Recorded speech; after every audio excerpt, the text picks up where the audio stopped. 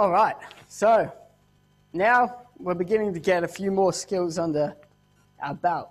We've learned a bit of top rock, this stuff standing up. We've learned a few get downs. We learned how to get down to the ground. Now we're down. Let's go down. So we've done our top rock. We've done our get down. Now we're going to be doing some footwork. So footwork in breakdancing is a bit more technical. I mean, there's all different variations and styles of footwork, and by all means, find your own. You know, that's what this is about, finding out how to express your style. So you can have powerful, fast footwork, you have slow footwork, you know. See what just comes natural to you. But our footwork is everything done on the ground with our hands and feet making contact. So first thing we got to get used to is this squatting position. I'm on my toes, my feet are under my butt, and my heels are off the ground. Okay? This position I like to call base, home base, because in our footwork we use this a lot. In the move you just learnt, W freeze, we're in the same position, okay? So it's an important one. So come down to base and try and balance here with me. Cool. You got that? Don't fall over. First step is going to be as simple as this.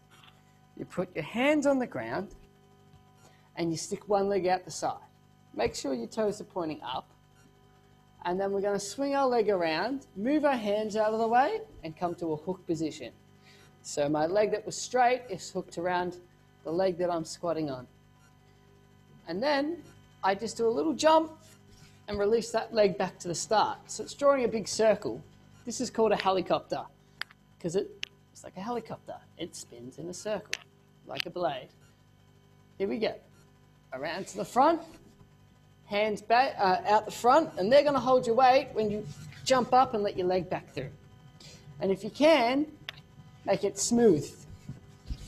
See if you can keep it going.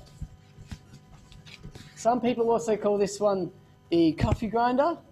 In breakdancing, there can be more than one name for a move. Call it helicopter, coffee grinder, whatever floats your boat. Give it a go, and I'll teach you the next one after that. All right, awesome. So we've just gone over our coffee grinder, also known as helicopter. That is a nice little trick we can do on the ground. Here's another step that I think is really important in learning your foundation of things. It's called 6-step. We're going to take some time to break this down because it can be tricky, okay?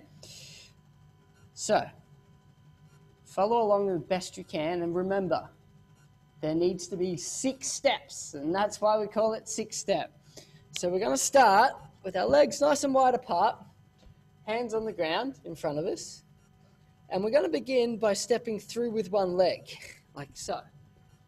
The back leg, we want to get underneath our bum, like when we're in our base position.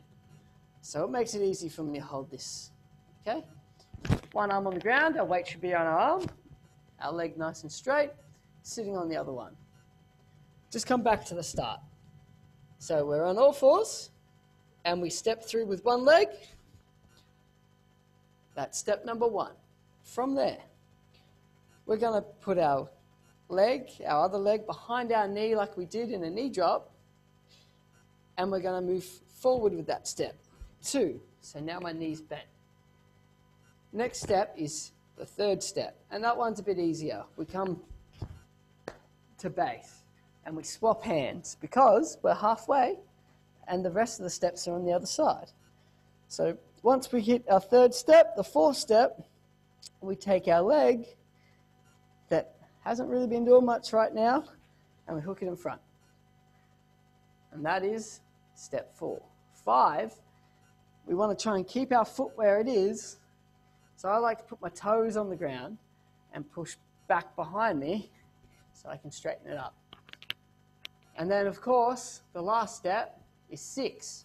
And what we want to try and do is get that foot that's now straight up underneath our arm and back out to how we started to 6.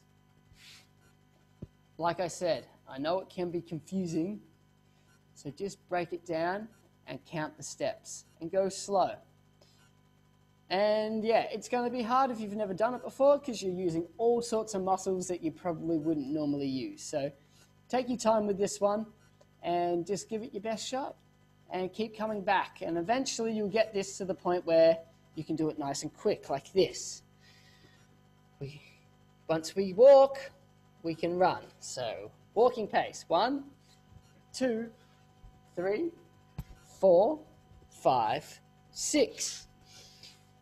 And once you've got that down, slowly start to speed it up.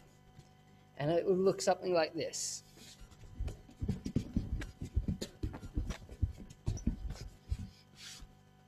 All right, give it a go. See if you can get faster than me.